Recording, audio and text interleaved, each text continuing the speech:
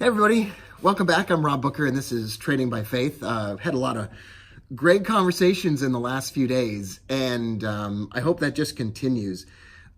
So yesterday we talked about the fact that when we know the source of knowledge is God, that it's a rock. It brings with it great power because when the challenges hit, we're going to stand firm and faithful. And those challenges can come when times are good, not just when times are bad.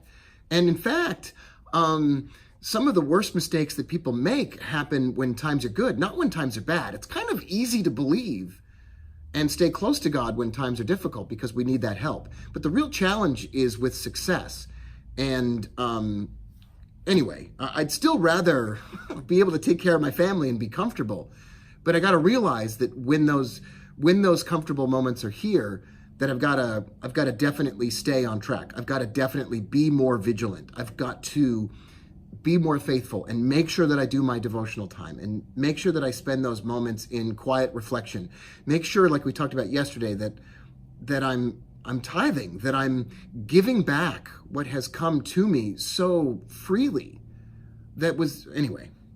So Peter stands up and says, listen, everybody out there might think that you're John the Baptist or Jeremiah or Elias or whatever, but I know that thou art Christ, the Son of the living God. And Jesus replies and says, it's not you that knows that. That knowledge was given to you by your Father in heaven.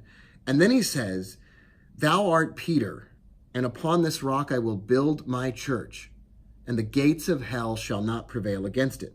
And it will give unto thee the keys of the kingdom of heaven, and whatsoever thou shalt bind on earth shall be bound in heaven, and whatsoever thou shalt loose on earth shall be loosed in heaven.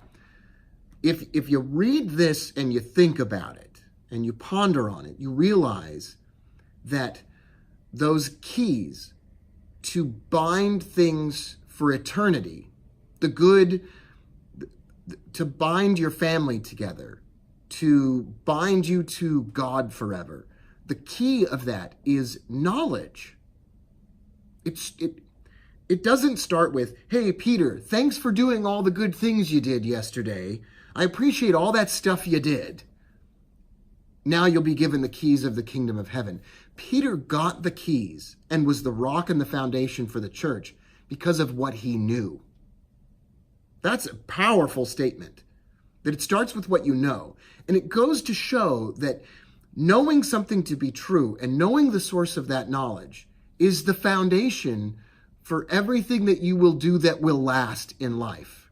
It's not what you do, although the only reason you're going to do something is because you know it to be true.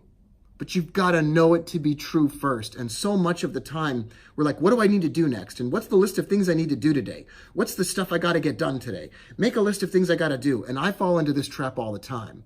But what's important is, what do I know to be true today? What a great habit. Wake up in the morning and think and remind myself what I know to be true.